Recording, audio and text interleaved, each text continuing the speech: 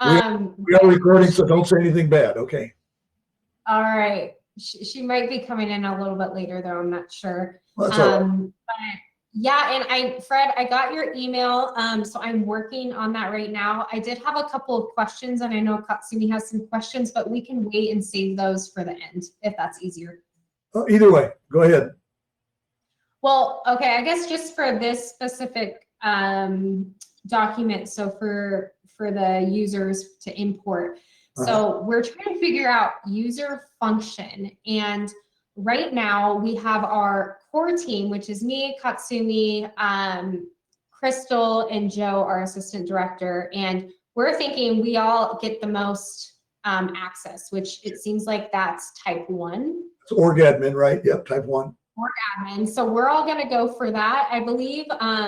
But then, so for all of the other users, so, and we wanted to get your input here. So the plan for our users is for them to really go in, access whatever domain that they have, submit the documents, and basically acknowledge if, they have completed it, if it's, yellow, green, red, whatever they may choose.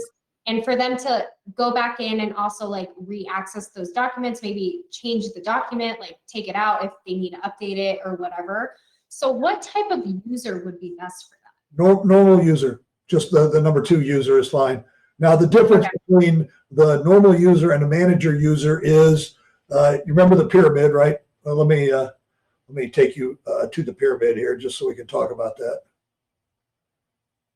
Because we weren't sure if we give them like type 3 or type 4 to not like change anything. Just normal user is fine. They can't change anything in the accreditation plan except they can change the traffic light, they can change the data value, percent done, and they can put notes in there, and they can add documents, but they can't change the plan. And that's everybody except yourselves as org admins can do that.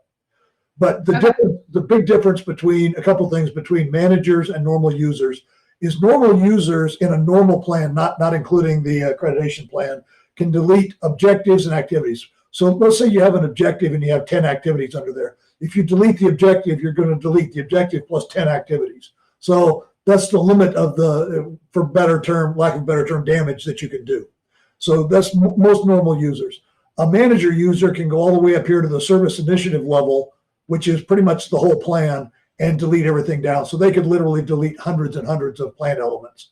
So that's one of the differences here, is kind of a who do you trust best sort of, I guess. And then secondly, when you have hidden services, if you recall, we went through the fact that you could hide the service for archive. A normal user can never see those. A manager user will have the option to add those to reports and things like that. So that's really the biggest differences. Most people are normal users, and then yourselves as org admins. Okay, and then I think Katsumi, let me know if you disagree, but I think we might go for that. So I'll update this document and I'll send it over to you by the end of today. And by the way, once they're in there, it takes 5 minutes to change them.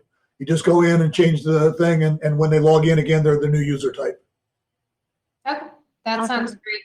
Yeah, we're kind of thinking like things have shifted a little bit with change of staffing. We have a lot of our members that I put down in domain 5 or whatever. We have them working on specific standards and measures within that domain. So I'm not sure if we want to just assign them the whole domain and have them work on what they need to work on, or assign them the specific standard and measure. That's kind of another thought that I was having, but I feel like it's okay if we just assign them that whole domain, because I think there's like, sorry, go ahead. The assignments are at the objective and activity level. So you got objective leads and activity leads. So that's the measures and the activities. So that's where you can assign people. We can't assign anybody really at the goal level or the standard level. So what you really do is you'll say that Katsumi is the lead for domain 9. So we'll push her all the way down. So she's the objective lead and activity lead for everything in domain 9. And then Katsumi, you go back and tweak it. So you say, no, I'm going to make Tamron the lead for these 3 activities, that sort of thing. So we can do the big push, but then after that, you're going to have to go back and tweak it the way you want it. Okay, that sounds good. Then Katsumi, you might have to do that. So we can put everyone in each objective domain, but then maybe you'll go through and assign people to each specific standard. Now, let me tell you one other key that you'll have to understand here, and that is group links permissions. So you guys will have access to the main menu, users, and then so we got Katsumi selected here. She's right now a manager. You wanted her to be an org admin? Yeah. Okay, so I'm going to go ahead and select that for now, and we'll save that. Okay, so you have full powers, but the other thing is this group links. So what this says is what access do I have by group? So let's go take and see what you have selected. You have everything. I'm going to go ahead and assign these for you here. So now you have full access to everything. For those people who are just working on accreditation, for instance, you want to give them view and edit access for accreditation, and then you can just give them view access for everything else. But if they need to make any changes in any plan, they have to have edit access here. Okay, that makes total sense. So that's the group links. So what you're doing is limiting the view, you know. Now, there is also a partner user, and let me tell you what that does. The partner user on any plan can only change the traffic light, change the data value, and put notes in there. The partner on any plan, they can't change any planning elements. They can't change the performance metrics or any of that kind of stuff. So if you have external partners and you want them to update specific activities in your chip, for instance, you can assign them partner access, and they can go in, and the only thing they can do is update the status. Okay. And Fred, I know you shared this with me, but the last org structure that you sent me, did the majority of those people just have type 2 user access? Well, let me look and see here, because that was the screen I was just showing you is where we set the access. So let's kind of just look down through them. So Crystal is org admin, Cassandra is org admin. Here's a normal user. Joanne's a normal user, so that would be a type 2. Beth is normal user. Sarah's org admin. So you guys can go in here, by the way, and since you're org admins, you can change all this stuff. And just down here, just select the user type. And when you do that, an org admin by default has edit access to all groups. So if you want to change them from an org admin, say, down to a manager user, then you want to go in and probably adjust the group links as well. Okay, this is really helpful. Seeing that and having you walk us through that again. So I'll send you this by the end of the day, but it seems like it's going to be a couple, like 4 type 1s, and then everyone else will be the type 2, the normal user. Okay, and yeah, and just go ahead and let me know if there's anybody in here that is still or is not there anymore, or is everybody here good? Yes. So what I'm sending you is everyone that will need. So anyone who's not in the list that I send, you can remove. Oh, okay, great. Yeah, and basically what I do is I go in and just disable them. So like this person here is disabled. And the reason I disable them versus removing them is because all the history, anything that they've changed, you can go back and grab that history if they're disabled.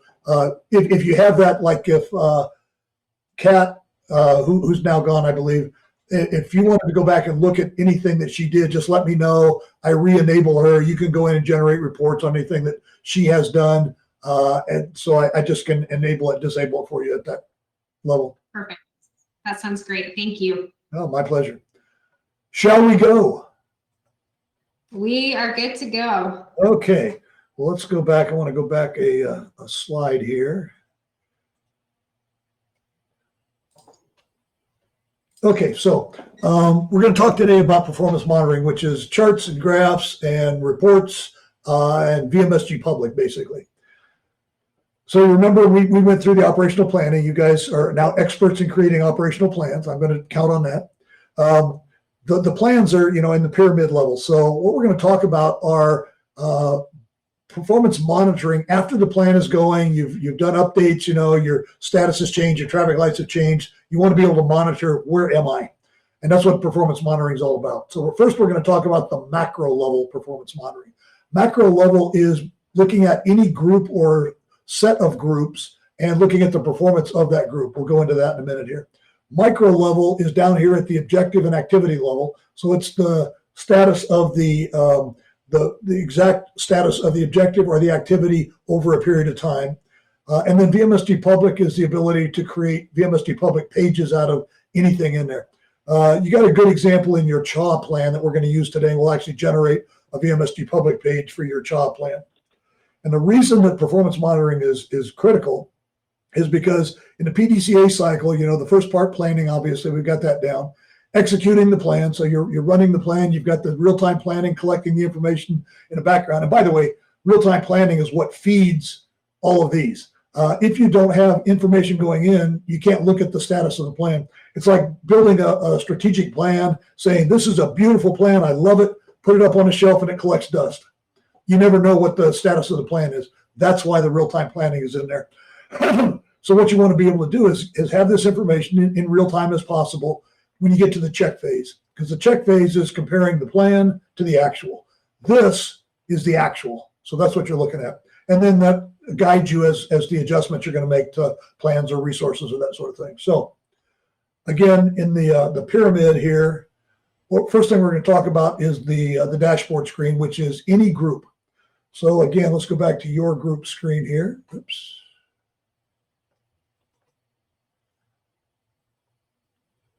Or not. Pardon me. So this is your group screen. Top level group, HHS, then you got Public Health Division. You could do a dashboard for the entire department in here. I can do a dashboard just for the strategic plan. So it depends on what you have selected here. Now, remember that everybody who logs in goes to a default group. I think everybody, all of you guys are either in HHS or Public Health. It was in that chart I sent you here. But ideally, you want everybody to be in the groups that they're assigned to. In this case, it's probably everybody's going to be at Public Health Division, I'm guessing, because you don't really have the structure of the department in here any more than the accreditation stuff. So when I'm looking at a group, so Public Health has subgroups at the number 3 level down here, as you can see. So when I look at a group, I'm going to see the group, the Public Health Division, and every plan underneath that group one level down.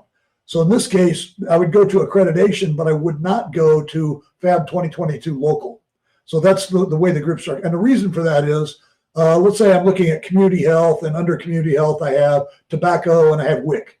So the people who run tobacco and WIC probably report to the community health director. So that's why we include the first level subgroup underneath there.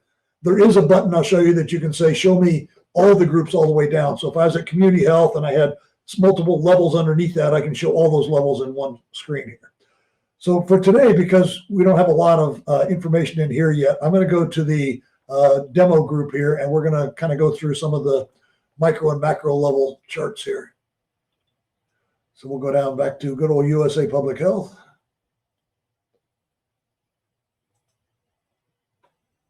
And I'm going to go down to my group screen to my community health division again. So it's kind of the same thing we were doing the other day. Where'd community health go? I know you're here. Hang on. Oh, there. I missed right over it here. Okay, so I'm selected community health. Now, again, when you log in, you're going to go to a default group. So you really don't, to see the dashboard for your group, you don't really have to do anything other than click the little button up here, the traffic light. And it's going to go into the background. Again, it's going to gather lots and lots of data points together. So you got a summary of everything within community health, including, as you can see, we have tobacco and WIC under community health. So let's talk about the different levels here. So number 1 up here, this home page button, there's 3 screens that you can set as your login home page. And what that means is when I log in, which page do I go to? So the default is the main menu up here. So I can go in and say, I'm going to go to the main menu by default, which most people do. The second one is the reports menu button. And the reason that's in there is because a lot of times you'll have maybe an administrative assistant or somebody who's reporting to the health director, and maybe on a weekly basis is going to go generate a report on the strategic plan, something like that. So why not just go direct to the reports menu, because that's typically all they'll be doing. And then the third one is this screen that you see here. So if I click the homepage button, it's going to give me a little dialog box that says, are you sure you want to make this your home page? Next time you log in, you go directly to your home page here. This is that show subgroups button I was talking about. So if I had a level 1 group that I'm looking at, it has a couple of level 2s underneath it. Each of those had some level 3s. The initial view that I see here would be level 1 and 2, and I hit show subgroups, it's going to be level 1, 2, and 3. So it's going to show me everything all the way down. And by the way, those levels can go to 10. Nobody's ever gotten there, but please feel free to knock yourself out if you want to try that. This button here is showing me what I'm looking at. So I'm looking at USA Public Health Community Health Division. And then down here in the traffic light, we're just looking at the number of traffic lights in each color for activities or objectives or goals. So most often it's going to be at the activity level. The objectives, again, in your accreditation plan would be the measures. The goals would be the standards. So you can kind of get a good view of what you're looking at. Now, also know that everything on here is clickable. So if I wanted to look at these 5 activities that are yellow and kind of figure out why they're yellow, I can just click on that.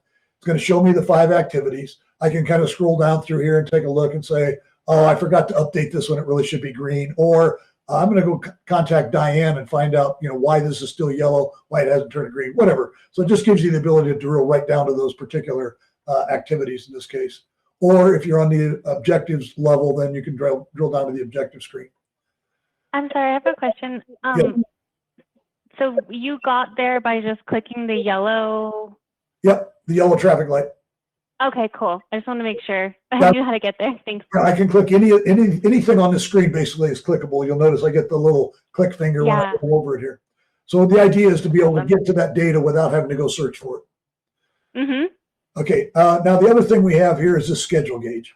So here's how the schedule gauge works. Remember, every activity's got a beginning date and an ending date. Sometimes it's finite, like in the quantitative measurement activity and the project-based activity. In the QA activity, it's calculated based on the frequency that you selected in there. But it's got a beginning and ending date. So let's say that the beginning date is January 1st, the ending date is December 31st, and today is July 1st. We're exactly halfway through the year. If that activity is 40% complete halfway through the year, we're behind schedule by 10%. If it's 60% complete, we're ahead of schedule by 10%. So what this is doing is taking I think there's 23 of these activities here. It's taking all 23 of those activities and it's comparing them, and maybe some of them are behind schedule, some of them are ahead of schedule, but on aggregate, we're 16 days behind schedule. That light turns red when you get to 60 days. And it turns, it turns green when you get on schedule. You answered my question. I was just going to ask, like, if you're doing that yourself or the system's doing that. So the system's assigning green, yellow, red based off of the time frame that you put into VMSG and where you are now. In the schedule gauge, right? Yeah, these traffic lights are, some of them are manually set, some of them are automatically set, but you're responsible for, at the plan level, you're responsible for the traffic lights. And that's what's going to add up here. Yeah, and this one is automatic. Like I say, 60 days is red, 0 to 30 is yellow, and ahead of schedule is green. Okay, so we're assigning that then. No, this you're not assigning. This you are, when you update the activities, you're updating a percent complete, for instance. Right. So if I say that this activity is 50% done and I'm halfway through the year, you're right on track. But if this activity is only 40% done when you're halfway through the year, you're behind schedule. And that's the calculation that it's doing. Okay, awesome. Okay. Thank you. Sorry to chime in with a question. So down at the bottom, we have 3 different views. We're going to break this down. The idea here is to be able to look at this top left corner, look at the colors, look at the numbers, and get a good overview of performance. In an ideal world, everything is green and gold, and this is green, you're on schedule. If you start getting a little bit behind schedule, then it's time to start drilling down a little bit and figure out why you're there. Now, one of the things you can do is just go down to the bottom, and there's 3 different views down here at the bottom. Let's start with kind of going backwards here. This first one on the right is priorities. That is the strategic priorities, which is the services and initiatives from your strategic plan, which you'll see these are from the USA Public Health Strategic Plan. And what it's doing basically is comparing those to everything else in the system. When we go into the 3-dimensional planning, we'll get into more detail on how this happens on this particular one. So we won't go into that much detail today. The primary one that you'll start with is leaders. And what that is the activity leaders that you have assigned to the activities in the plans and how they're performing. No, there it is. Okay. So the activity leads show up down this column. And again, if I wanted to see every activity that Diane was assigned, I can click on her name and it's going to show me a whole list of activities she's been assigned. This column, again, is the last time this person did their update. So when somebody actually went in and actually updated at least one of their activities, it's going to show up in here. Green is less than 30 days, yellow 30 to 60, red is over 60 days. The story that I tell is if I'm the community health director and I'm having a monthly meeting with my staff and I bring up the screen up on the big screen up there and I say, okay, here's what I look at every day to see how we're performing in here. And I show them this column and I say, here's what the green, yellow, and red means in here next to the names. And people look at that and say, oh, Mara's red and William is yellow in here. Ideally, I want to see everything in the green because when I'm working on this, I want to know that I'm looking at real-time data. I will guarantee you that the next meeting, everyone will be green. People know that they're being audited. So the old adage is people listen to what you say, people do what you audit. So it's kind of a mini audit in here. And it's kind of a nice way, without saying anything, that people will understand what you're implying there. The FTE roll up, this is by person. So at the activity level, you can assign FTE values. And if you got like for instance, you got Tom here assigned to 0.7 FTE. So across all the activities he's been assigned, it rolls up to a 0.7 FTE for him. So he's a little bit underloaded in here. And then you got Mara, who's 1.6 FTE, who's overloaded. So, and again, I can click on that, look at all those activities, maybe go in and reassign some of them to balance things out. The lagging column here says I have activities. Again, the same calculation we talked about up here, beginning date, ending date, % complete. They're behind schedule. And again, the yellow is 0 to 60 days behind schedule. When it turns red, it's 30 to 60 days is yellow, 0 to 30 is green, and then if it's red, it's over 60 days behind schedule. One of them is in there. The days column is the same as the schedule gauge up here for the individual person. So it says Diane is 37 days ahead of schedule for everything she's been assigned, and Andrea is 22 days behind schedule for everything she's been assigned. Overdue is real simple. At least one of the activities is past the ending date, and it's not yet 100% complete. So it's overdue. And then the number of red, yellow, green, and gold. So this, if you look at it, if you've got everybody assigned out to your plans, it's a real nice snapshot of how each person is performing. And again, you want everything to be green here, so you're working with real data, and you want everybody ideally to be, green and gold over here, which never will happen, hopefully. Now here's one hint that happened when we first rolled this thing out here in Maricopa County. Nobody really understood what the traffic lights meant, and we didn't really tell them. So that was kind of our fault. But they thought it was punitive. So if I had something that's a red light, somebody's going to come down on me. So every light was green. And then we talked to the health director and said, look, you're not going to get anywhere that way. What we need to do is let people understand that the different color traffic lights is kind of a call for help. So if I have a yellow light, I put a note in there that says, hey, Tamron is retiring at the end of the month here. We don't have anybody to replace her. I'm marking this as yellow for now so I can get some help in here. So what happens is then, and by the way, the health director made that announcement to the entire staff, and immediately all the lights went to yellow and red. So use it as I need a little help versus don't ever make it punitive. Otherwise, you'll have nothing but green lights in there. Right. Okay, so now we have one more thing here, and that is our group. So we are selected at community health. And as I mentioned, when I look at the groups here, I'm going to look at community health and the first two groups under community health, which was tobacco and WIC. So when I selected that, it's going to change this first column to community health and tobacco and WIC. So there we are. So I'm looking at the primary group and the first two subgroups underneath it. If I were to hit the show subgroups button and there were other groups underneath these, it would show all those down here. And again, the same information we just talked about over here. So that's the breakdown at the bottom here. Up here in the top right, we have what we call My Priorities. These are individually selectable objectives that you personally want to keep your eye on. Now, when you select these, they appear on your login only. So if I wanted to take, and let's say I don't need to watch this green one anymore because it's been brought back on track, I can click on it. It's going to take me to the objective screen here. This little green flag right here is what turns it on. So if it's green, it's going to show up on your login. If I click this, it turns gray, it's going to come off of the login. And I'm going to go ahead and go back now to the dashboard. Now this dialog is, what happened is the activities that I was looking at were actually underneath the Tobacco 2023 group, which is a subgroup to community health. So what it's asking me is, do you want to look at the dashboard for tobacco, or do you want to go back to community health? So that's what's asking me. I'm going to go ahead and say go back to community health so I can go back to the same screen we're at. But I could just immediately go to the dashboard for tobacco as well that way. That's what it's all about.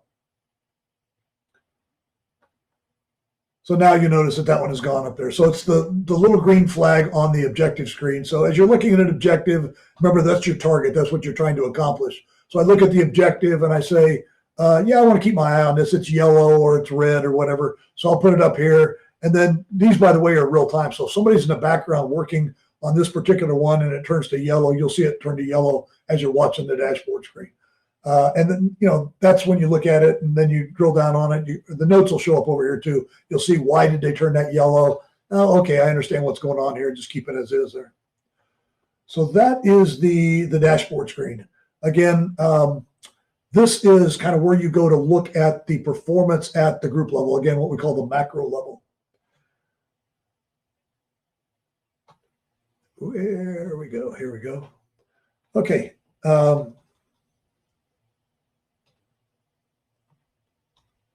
So the dashboard screen, I don't know if you guys have tried this yet or not, but it's also available on your phone. And again, you don't need an app. All you need to do is go to that link, vmsgdashboard.com or login.vmsgdashboard.com. Click on the link and then put in the same credentials you use on your desktop. And it basically builds the app in the web browser on your phone. So this is the same screen broken down into 3 phone screens. That's the top left corner here, the bottom, top right corner. Functions pretty much identical. Everything is clickable on here, so I can drill down to, you know, what is this particular yellow objective, and I can turn that flag on and off here, so it'll show up both on my phone and on the desktop screen. So this is kind of for people who aren't necessarily sitting in the office all the time behind a computer. That's awesome. Okay, so that was macro level performance monitoring, basically the dashboard screen. Any questions on anything that you want to see? I did want to confirm that I'm conceptualizing this correctly. So the green flags is how you choose what things go into your My Priorities section? Yes, exactly. Okay, and I have played around with the dashboard. I think it's really cool. I think I just want to have more experience actually like using it with the work that we're doing before I come back for questions, if that's okay. Anytime you want to do that, you can pick up the phone and call or just text me or email me or whatever. Awesome. Thank you so much. In fact, as you're coming across questions, just write them down or put them in OneNote or something, and then we'll schedule a time and we'll actually just walk through them. Awesome. Thank you so much. Yeah, that'd be great. No problem. Okay, so let's go to micro level performance monitoring now. Micro level is at the objective and activity level. So again, let's go back to our screen here. I'm going to go back to our tobacco cessation example. And I will march on down the pyramid here a little bit.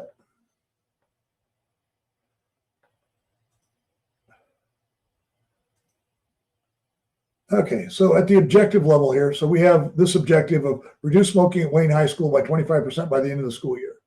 Down here is our actual, this is where we do our update on this particular screen. So what is our current reduction? In this case, 25% is our current reduction. What I want to look at is over time, how have we performed here? And that's what this chart is right here. So this would be what we call the micro level performance monitoring, available at the objective and the activity level.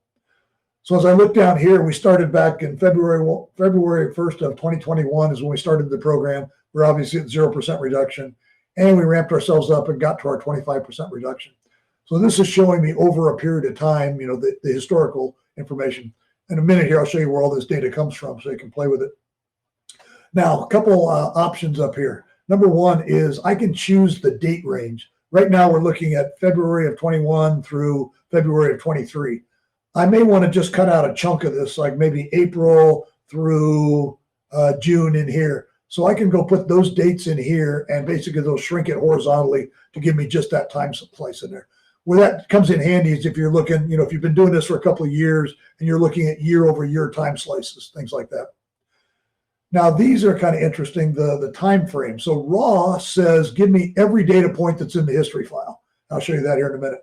But I also have choices of looking at, I just want to see one data point per day, one data point per week, month, quarter, or year.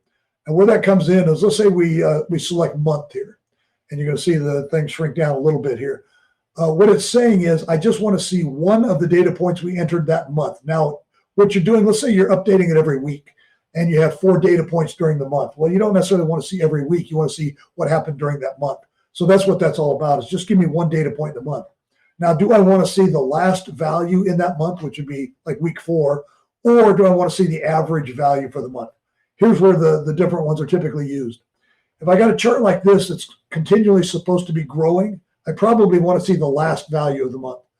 Remember the chart that we had where we were doing 9 training sessions a month? It was 7, 8, 9, that sort of thing. So it's kind of going up and down. In that case, I might want to see the average value for the month if I was entering it weekly. So it just gives me the ability. So that's kind of what the average versus the last value is for in here. So that gives me a way to tweak the chart the way that I want to see it.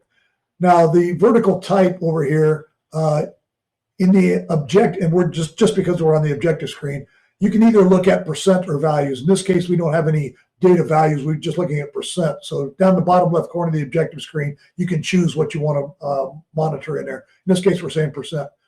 This guy over here, the scale auto is the default. You'll notice the scale just goes up to 27%. It's actually, I think, 27.5%. What it's doing is taking the highest value in here and multiplying it by 1.1 to give you the scale. So it looks pretty good here. You can see kind of the whole progression now here. The other option here is 100%. So I go down to here, it doesn't really look as good. It's kind of hard to tell that we're really making great progress. Doesn't look as good. So that's what that's about in here. So typically it's going to be auto. But if you just want to say I'm looking at a 100% scale, you can select that as well. So those are the tweaks that you can make to the chart. Now, down here at the bottom, we have another button for you guys. And this is for org admins and managers only. Doesn't even show up for a normal user here. When it says save defaults, all of these settings that you change, the dates, the time frame, the data, the scale, everything you change, you can save. When I save that, what that means is everybody who's or everybody who goes into it will see the chart that you saved exactly the way you want it. Now, while they're in there, they can make all the tweaks they want. They can change it around, do the dates, do the data values, all that kind of stuff. But when they go out and go back in, it's going to come back to what you had saved. So only you guys can save it. Now, that's not used real often, but sometimes if you're doing multi-years and you've closed out a program, you just want to show what we did during that year, you can do that. So things along that line. So those are the settings that you can make in here. So that is the micro level performance managing, we call it. That's awesome. Now, and, go ahead. Oh, I just had a question about the vertical type. What are the different types of vertical types, I guess? Do you usually just use percent most of the time? Well, let's go back to the objective screen.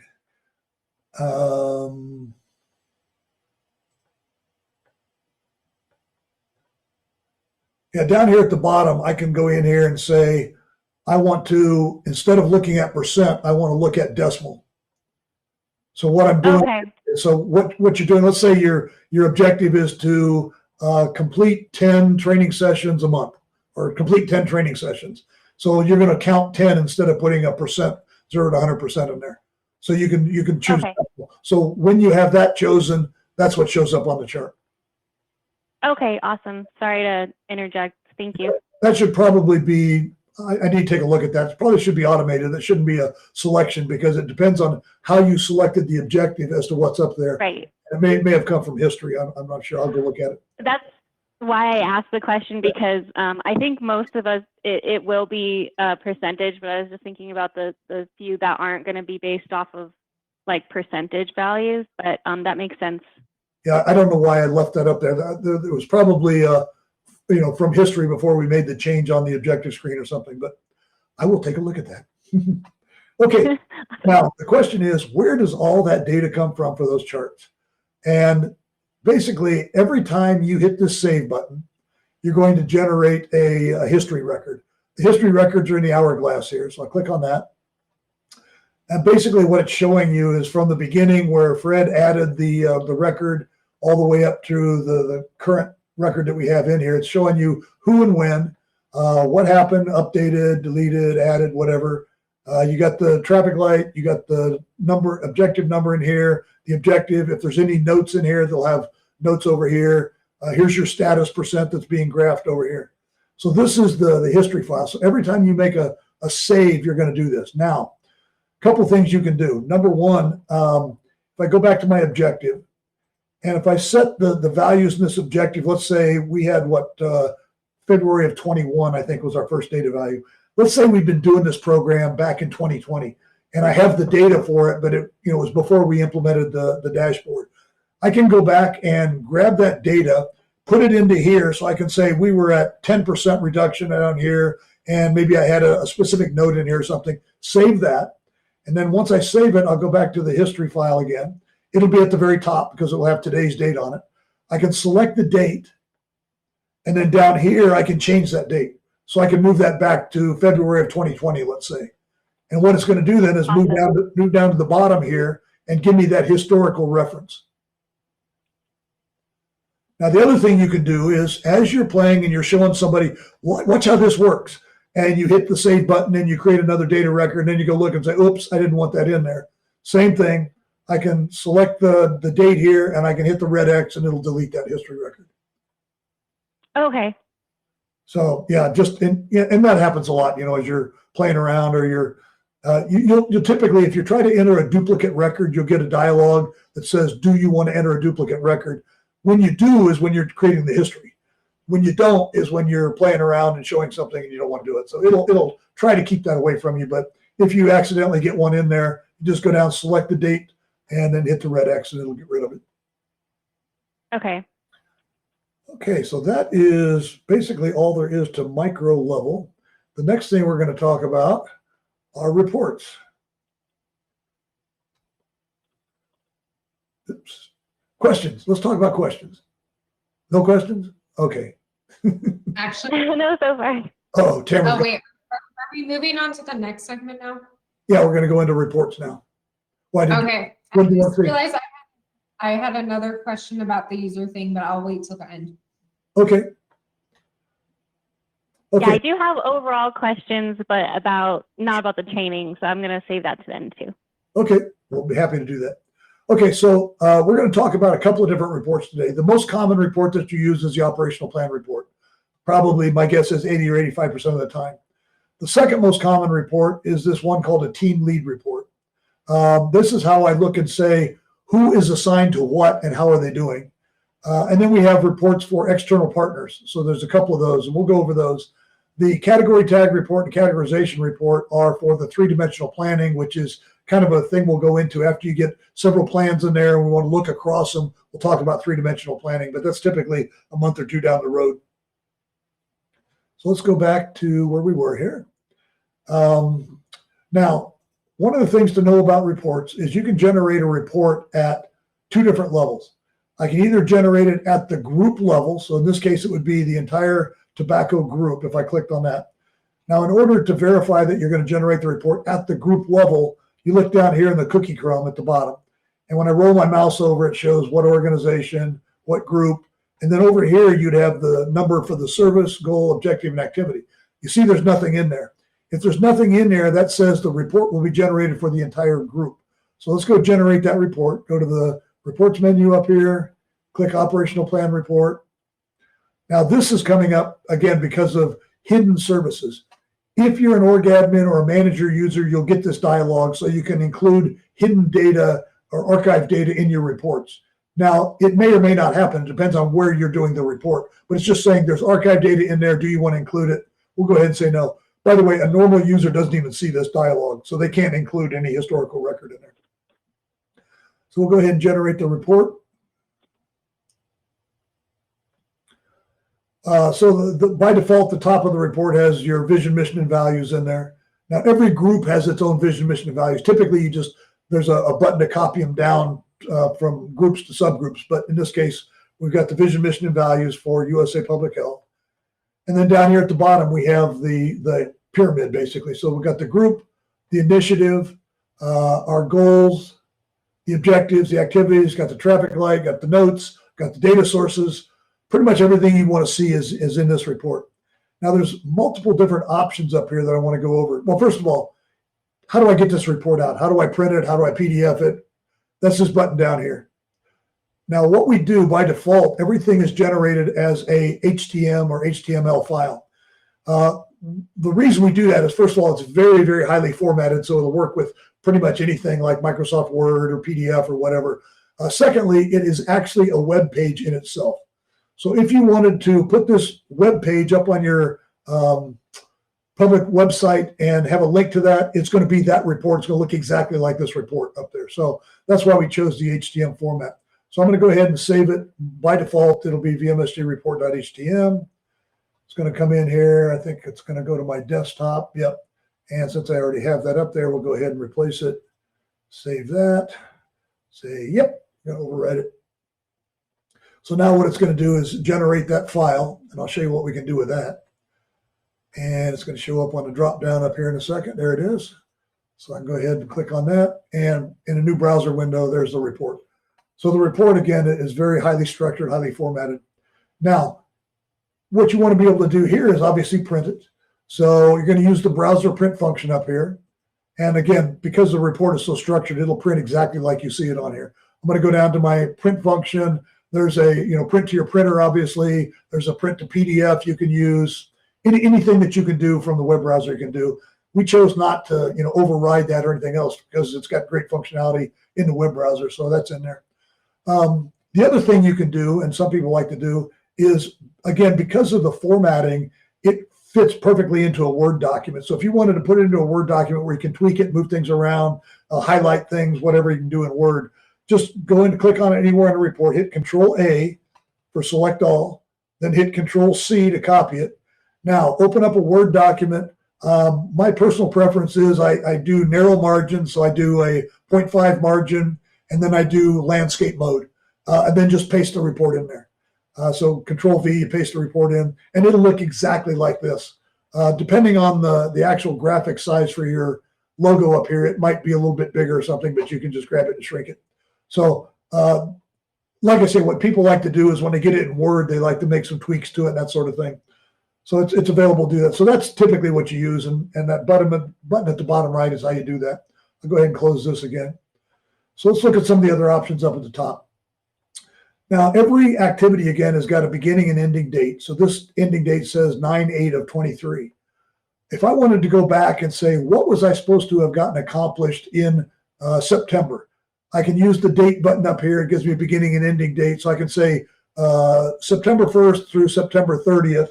And what it's going to do is just show me those activities that were due to be completed end date within that date range. So it's nice to say, what should I have done last month? And, if you got a big, long plan in here, like you guys have your CHA plan in here, you might have lots and lots of activities. So I want to go say, hey, what was I supposed to get done?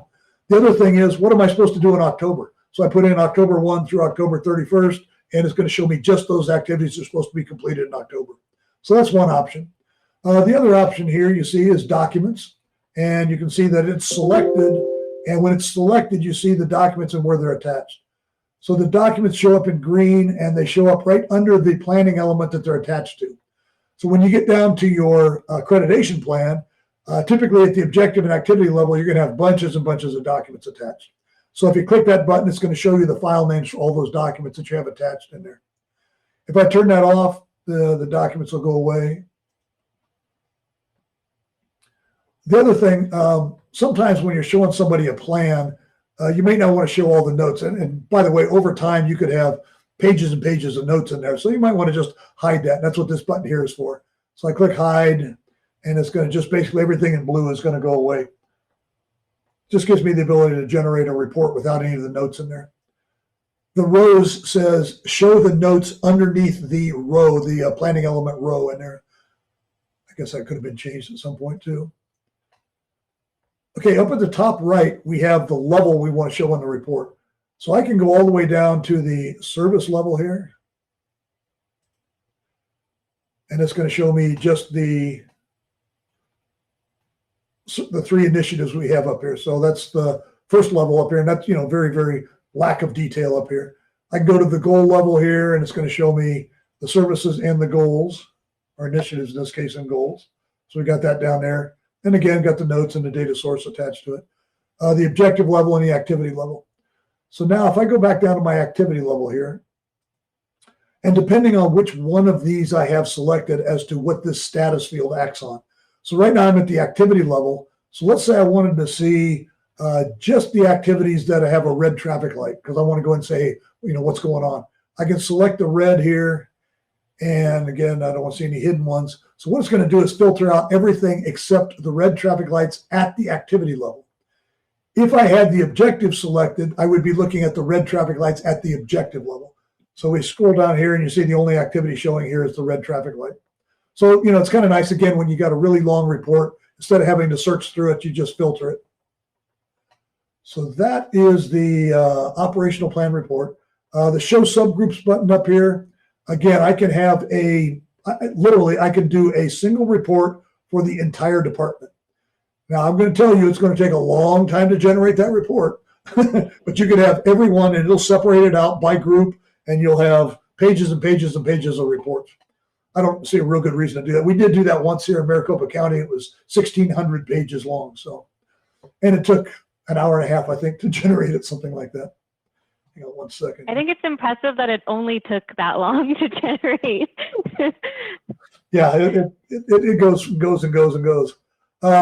Okay, so that's the operational plan. That's the first one I want to talk about. Again, this is 80% of the time you'll be using this report because you got so much flexibility on using the report.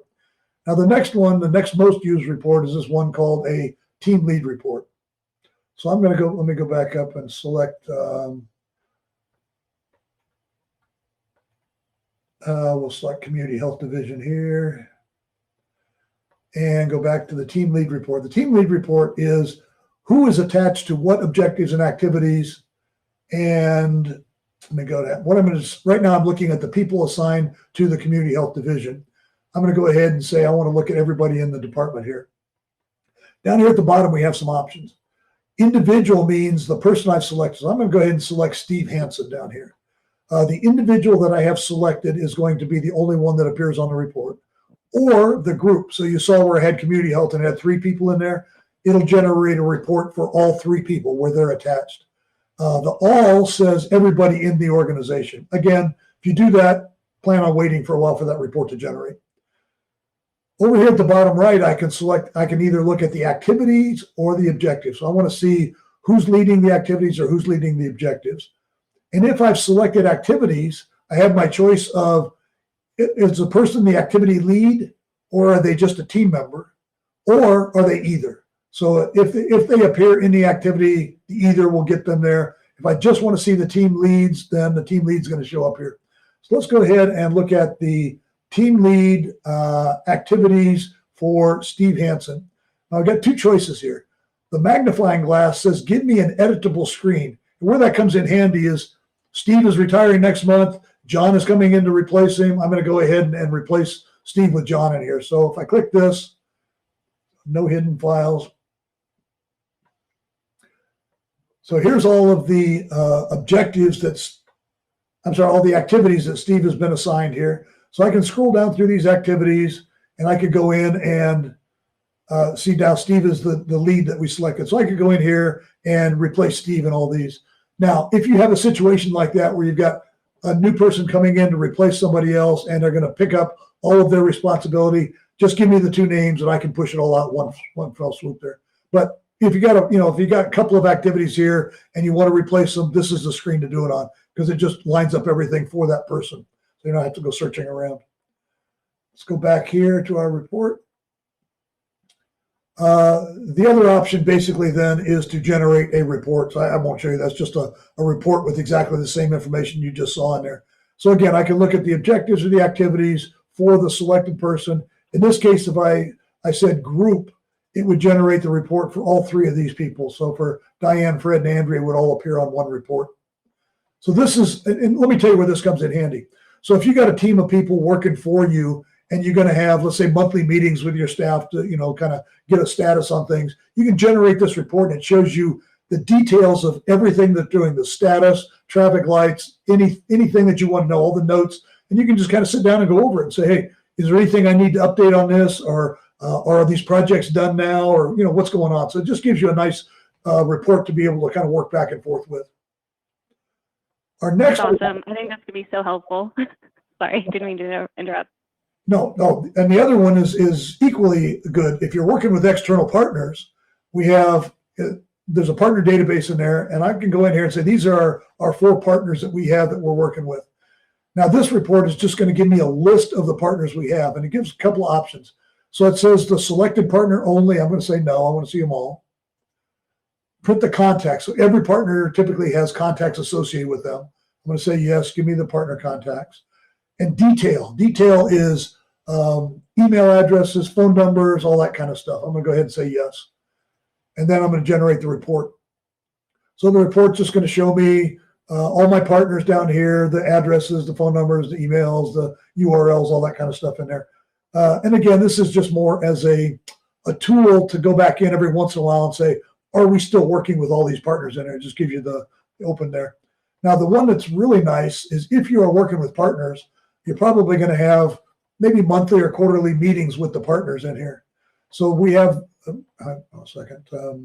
Yeah. So what I want to be able to do on this one is say, where are these partners attached to the activities? So I got 2 choices. On the left side, I'm looking at the partner organization, in this case, VMSG dashboard. So if I generate this search or this report, it's going to show me where is the VMSG dashboard, regardless of which contact I have selected, attached to activities in here. And again, I have the choices of the editable screen or the report. Let's go ahead and generate the report on this one now, so I can see that. And again, you're having your partner meeting, you generate this report, you give it to them, you have a look at it and say, here's what I show you're working on for us or with us here. Is there anything else, or are you done with any of these things? Just a nice, easy thing to have in front of you. And eventually we'll have a report. And there we go. Okay, so in this case, we're saying we have, here's our partner up here, VMSG dashboard. And then down here, here's the activities that our partners are attached to. So it's just, again, print off this report, sit down at the table and have a nice conversation with those folks. It really is nice to have, detailed real-time information when you're having those meetings, instead of everybody kind of going, well, I don't remember what we're working on or doing that. Well, here's what we show. What else do you have in there? So you got that. I had a question. Yes, ma'am. So that's generating the activities that are assigned to one of our partners, but how do we notate in the activity itself that partner belongs in that activity, if that makes sense? Sure. Like by just putting their name in to team members, or? I'll show you right here. So here's demonstrate communications about what public, blah, blah, blah. In here, this is the partner selection down here. So I click on it. Okay. And then I can say, I want VMSG dashboard, and I want Fred Erickson at VMSG dashboard. And when I do that and I save that, it now shows up down here. Awesome. Sorry, I realized you covered that in the last training and I forgot. No Thank you. I mean, that was a drink from a fire hose. I'm glad you remembered part of it. So I tried. that's the partner activities report. Again, a nice tool to be able to have. And let's say you change partners working on, vaccinations or something. Again, you generate the editable screen, you go in and you just exactly what we just did. You change out the partners in there and you're all set to go. So it saves you a lot of searching and looking around and saying, trying to remember where did we have these people attached. So that is, I think, that's the reporting here. Now, any questions on the reporting? Again, we're going to go into more detail when we go into 3-dimensional planning on those other categorization reports, but these are the main reports that you'll use. Oh, I don't have any. Thank you. VMSG Public. I'm going to go ahead and generate a VMSG Public web page from your CHA plan because it was pretty cool. Awesome. So let's go and pick you guys again here.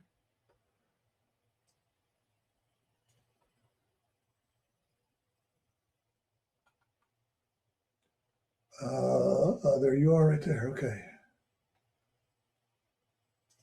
So VMSG Public allows you to generate, here's your CHA. So I'm going to go ahead and start there. I'm going to move down to the service initiative since we just have one down here. Now, I can generate what we call an indicator row at any level. So at the group level, service initiative, goal, objective, and activity level.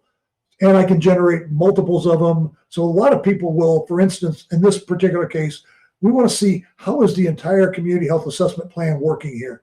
So this is the VMSG Public button right here, the colored heads. Click on that. Now you're going to select which level do you want to summarize. It's typically going to be either the objectives or the activities because that's where the main work takes place. I'm going to go ahead and say activities at this point in time. And what it's basically doing is summarizing the traffic lights.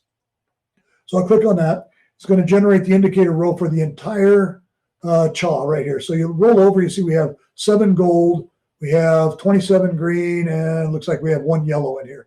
And we're 2 days behind schedule. So it just gives me kind of a graphical status reference in here. And over here it's telling me we're looking at the community health assessment.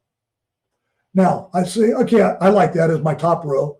Let's go ahead and dig down a little deeper here. So I'm going to go down under the service. I'm going to go down to the rows.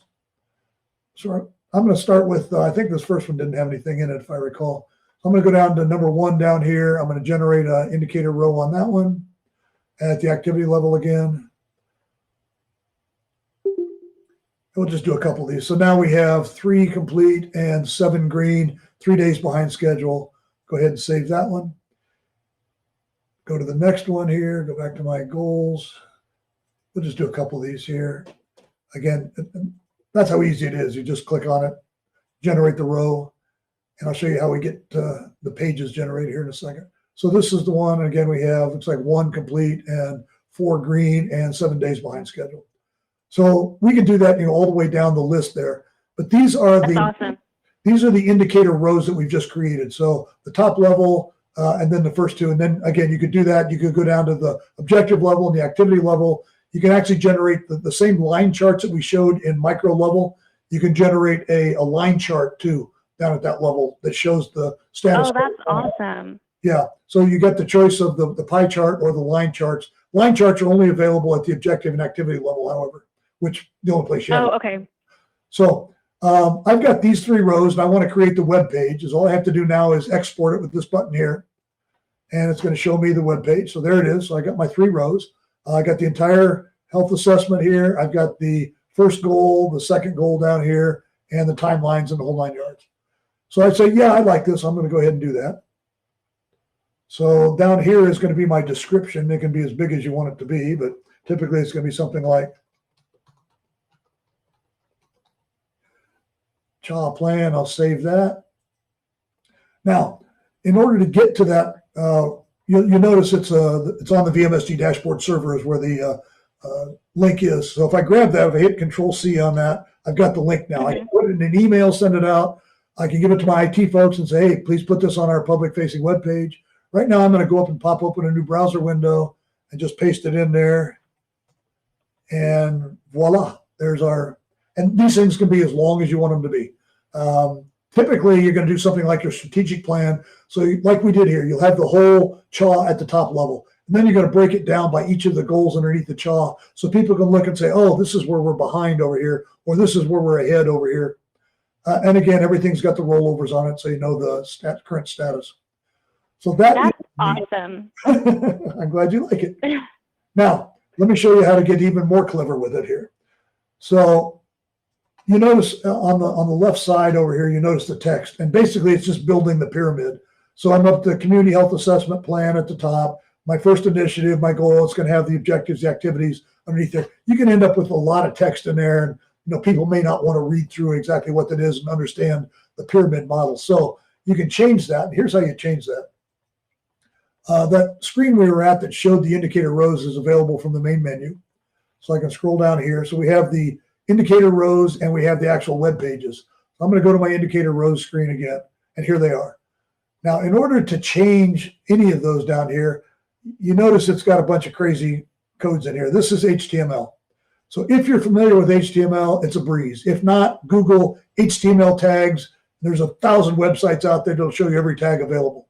But I can just go in here and say, let me see, I just want to say gather and analyze data, and I'll just copy that. I hit Control A, delete, Control V. So now all I'm doing is just putting that text in there. So if I do that and I go back and look at it, this is the preview right here. I look at it. So instead of having all that text in there, just changed it to this. Now I can do anything I want with this as far as bolding it and formatting it. I can put graphics in there. I can put links in there, anything I want to do. So let me show you the typical tags that we use for that. And again, I can do the same thing with the web pages. You saw that. So I can go in there and change the description and that sort of thing. But let's go back here and look at the typical HTML tags. So the first one is the font. So again, if you're familiar with HTML, this is a piece of cake here. The font, face. It's been a while. It's been a minute for me, but I have used it. You'll have no problem picking this up. And by the way, you don't need to use this. This is just if you want to, make it prettier and highlight some things. So the font, the size, the color, this is what we're working on where it says text here and it looks like this at the end. Bolding it, same thing. You put the bold tags front and back, bold text here, italics, same thing. And then line break. So this is the ones that we use, to generate that in there. But again, you can go in and use anything you want. I have seen people actually take and put the link. So remember we talked about the report being a web page itself. So I can put that, that HTML file out there on my server, and then I can have a link that I can build into on the left that says, if you want to drill down on this particular chart, you can click here and it shows you the report for that. So lots of things you can do with it. Or if you have graphics you want to put in there, you can do that. So anything you can do with HTML, you can do into here. And I had a question. This is when we're sending this link to people to the like when we've made a VMSG public report, they're getting the snapshot of when we put that together, or is that constantly changing depending on our inputs into VMSG? It's a snapshot from when you put it together. Now, that's if you want to let's say you did your child like we did here, and you want to go back and update that every month. What you'll do is you'll go in the same exact process. You'll select each of those goals. You'll just hit the save button. It'll update the link that's already in there. And then you just go through those, and then the link to the web page stays the same. So if you have that on your public facing web page, it's going to update all the information behind there, but you're in full control of that. Awesome. Awesome. That's great. So yeah, a lot of people will do that. They'll put it out there maybe once a quarter. They'll do an update for their strategic plan so that the people out in the community know what's going on. That's really cool. And that, I believe, is, that's all I had to go over today. Now, you had some other questions. I did. I want to be respectful of your time because I think we only blocked out an hour of this. Is that okay? I got plenty of time. You're okay, yeah. My last thing for the day. I'm sorry? You're my last thing for the day. So. Awesome. Well, hopefully I don't keep you from the end of your day for too long. I just have a few questions. I wrote them down beforehand. So yes. So in the VMSG user Excel document you've shared with us, it mentions the note supervisor name. So some of the supervisors are not participating in the accreditation process. Like, what should we do? What should we put instead? Well, you can have them report to anybody. They just have to report to somebody. It has to be a hierarchy of the people. So if that person is not in the dashboard, is not a user in the dashboard, pick somebody else. Okay.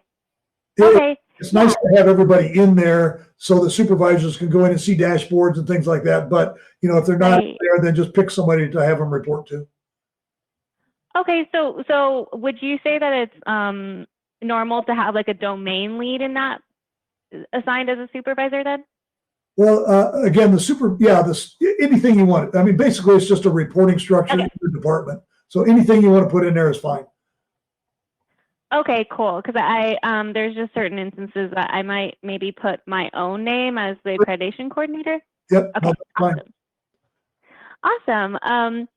So we're getting ready to do our readiness assessment, and we're looking to track that on VMSG. And I wanted to get your insight. I know that you've helped other accreditation teams. Your readiness assessment is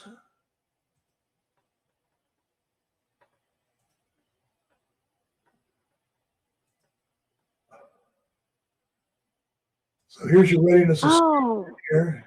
You know, I think you mentioned that last time and I forgot how you got there. So, okay, let's go back then. It's in the, sorry, thank you. It's in the accreditation. It's in the FAB 2022. Okay. Yeah, and then just navigate down through the process. And then the first one is the preparation. Under the objectives here is where your readiness assessment is. Oh, okay. Okay. Awesome. So if you wanted to get into more detail, you could build a little plan kind of off to the side that had more detail, but this is the basics that FAB says this is what you need to do for your readiness assessment. That's awesome. Thank you so much. Because we were able to find the CHA that, you know, the, like I suggested pre-written objectives and things. Yep. And those are great. I just couldn't find the readiness assessment material. So that's awesome. And then I think during the readiness assessment, we're going to be having people upload documents. And I'm wondering, is there a way within VMSG to contact the person who submitted those documents about changes that need to happen to that document? Let me think about that. No, not really within VMSG. Okay. What you could do is go into the, if you got the document attached to an activity or in the document itself, there's a notes field in there in the document. You could go in. Okay. So the person who's designated as the lead for that activity or that objective, you could put a note either in the activity, the objective, or in the document itself said, please, modify section 2 on this document to include or whatever. So you can put that in there. And then the next time they get the notification, they should be able to go in and see that, but it's not going to be a direct link to them. Okay, and so if I were to make a note in the the notes field of a document, would they get a notification right away that a note's been made in that document? Okay. They don't get a notification. They would see it the next time they went in to do their update. Right. Okay. And that's probably fine as well, because they'll probably be getting updates regularly. Yeah. Yeah, you typically going to have a monthly email going out for those folks to do their updates in here. And what you might want to do is just put a note out to everybody that we'll be putting notes into your documents if we see where we need some help in there or something like that. So when you get your update and you're going in and doing it, please check your document notes to see if there's anything in there. And the other thing you can do is set the traffic light on the document. So if they have it in there and it's set as a green, set it as a yellow maybe or as a red. And then it'll kind of flag it that way. Okay, that's a great idea. I think I'm going to do that is put it as yellow. Yeah, and then put a notice. Yeah. And you might also want to do it at the, so if you got it attached to an activity, you might want to do the same thing with the traffic light at the activity level. Mark it as yellow, put a note down in here that says the attached document needs to be modified or whatever, happens to be. So if you do that while you're working on it, and the next time they get the update, they'll see the red light or the yellow light, they'll go in and take a look at the note, and it should automate that process a little bit. It's not a direct link back to them, but it should be the way the system is working. They get a notification, they go in and do their updates, they'll see the yellow light, they'll look at the notes and go from there. Yeah, that sounds great. It'll work out. It sounds like a good process. I was just figuring out how we should go about that, and so that I feel like I have a game plan now, so thank you. Yeah, it sounds like at least a good way to put it in front of them by changing the traffic light. Right. Yeah, and I love what you said earlier about making it clear that it's not punitive and it's really just like a sort of communication system, communicate how much help you need. So I'm definitely going to do that as well. Yeah, and in fact, talking to the troops, whoever's going to be involved in the system doing the updates, let them know that this is not punitive. If you have a red light in there, that means you need help, and we're going to be jumping on it to you. And the first time, they put a red light, you go and help them and get their problem solved and they're happy, you're going to see all kinds of red lights, which is good. Yeah, I would prefer it that way. So I'm so glad that you mentioned it because it hadn't crossed my mind until you mentioned it. So awesome. And exactly. I mean, we had every traffic light green in there because everybody was afraid to go in. What happens if I put yellow? What happens if I put red? Right. Right. And it's like so valid to think that, if you're in that situation. So yeah, I'm really happy that you mentioned that. The only last thing I had is I'm wondering, so you've helped other accreditation teams with their readiness assessments.